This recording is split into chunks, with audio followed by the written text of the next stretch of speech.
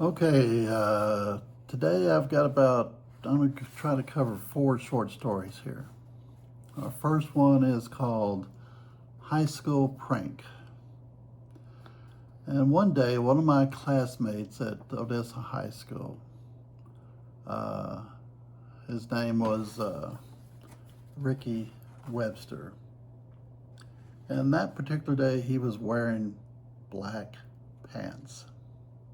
So that's part of that story here. Now, I kind of doubt if he's the same Webster. That's the dictionary. But anyway. Well, I knew that he's going to be in the next class with me. And I think he said, I knew where he was going to sit. So before he arrived, I decided to chalk his desk, dust his chair with this white chalk. White chalk, black pants. Great idea, right? My prank was successful, but I can't remember what his reaction was or what came out of it. But for some reason, this little prank just stuck with me over the years. So if you hear this, Ricky, maybe you'll remember it. I don't know. My next story is called First Base Flop. My First place, here we go again. First base flop. My software, see, I'm really good. Stuck on this one. First base flop. My softball farewell. Hey, got it. Now, this is when I was working at WorldCom, where we worked at the Stono Parkway there in San Antonio. And somehow or another, I got on a company softball team with them. Yeah, me.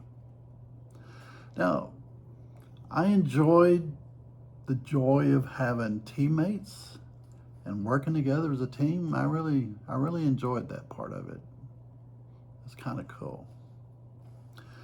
And guess what position I got to play? Right field. Yes. Now, I was no good at that position whatsoever. Fly balls coming out my way. Now, if the fly ball's coming right at me, I'd probably be okay. But if I had to go running, run like crazy to catch it, I probably wouldn't do very good. But there was one particular game I remember the most. And when it was time to go out in the outfield, you had to run from the dugout. You had to run all the way out to right field. Then while you're out there, you prayed no one hit any balls out to you. But if they did hit any balls out to you, then you had to chase them down. You had to go run and chase them down and get that ball back in play.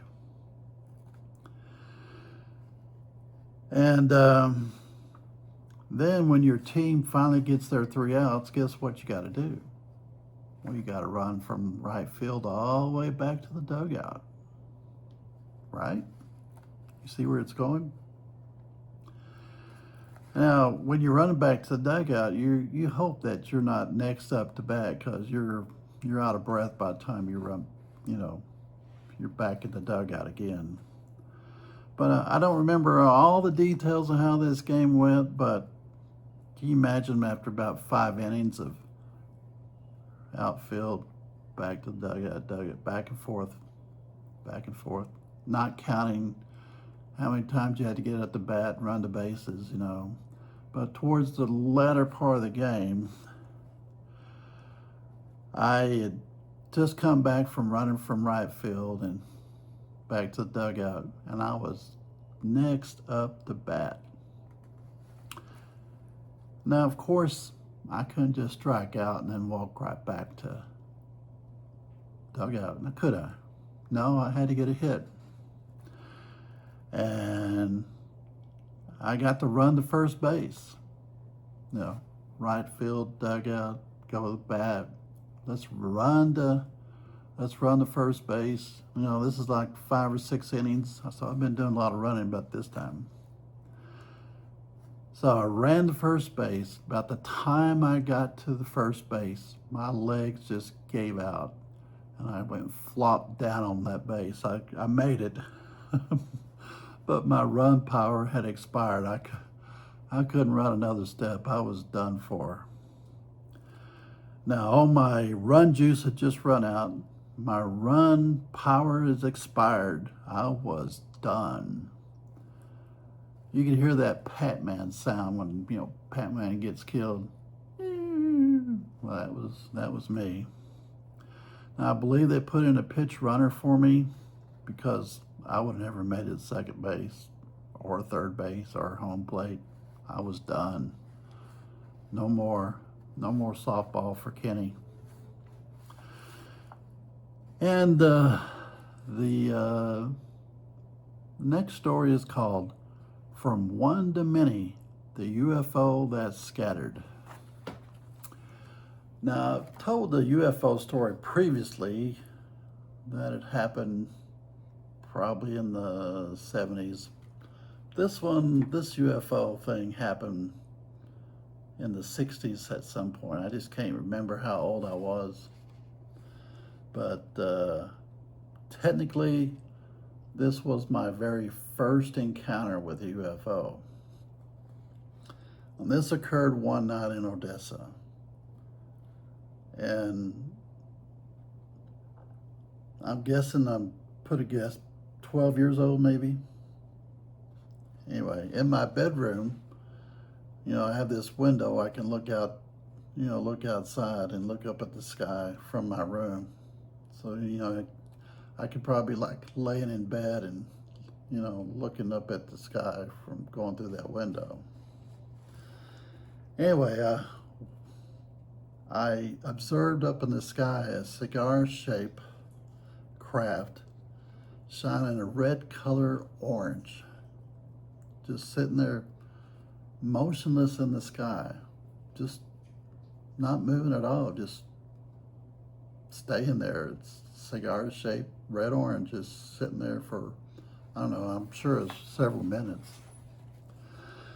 And then all of a sudden, this cigar craft shape split up into like 7 or 8 different pieces, and they all went all different directions. All these 7 or 8 different craft, they all scattered and went 7 or 8 different directions. And it's like all these 8 craft were all docked together. And by docking together, they were just in one cigar shape. That was my very first encounter. I guess I wish I kind of would have recorded that, like time and date. Of course, back then I wasn't journaling, right? My last story on this video is called Scoops, Friends, and a Flag Top Feet. Now, my memory says this place of business I went to was Swinney's. Pretty sure that was the name, but it might have been related to Swenson's, but I'm pretty sure Swinney's was the name of it. Anyway, me and 3 other friends drove over to Swinney's for ice cream. And I think I know Randy, the guy I ran around with. I think it was the 2 girls was Lana, and I'm pretty sure it was Teresa. And so we ate our ice cream, and while we were sitting there talking, I guess I was challenged to eat they had on their menu a thing called the Hurricane. And I believe it was like 10 scoops of ice cream plus all kinds of other stuff that they added on it.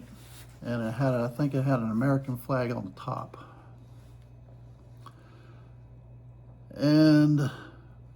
I got challenged, and I went ahead and ordered this. Now remember, I've already ate my ice cream already that we were there on, but I got challenged and did this hurricane. And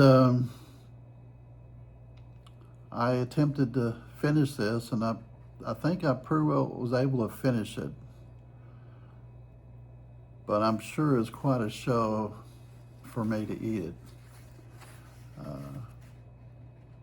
I wish I could see how big that thing was, but it was pretty good size. And you know, when your friends challenge you, well, you can't just say, no, I'm not going to do that. You got to go for it. And that's the end of that story.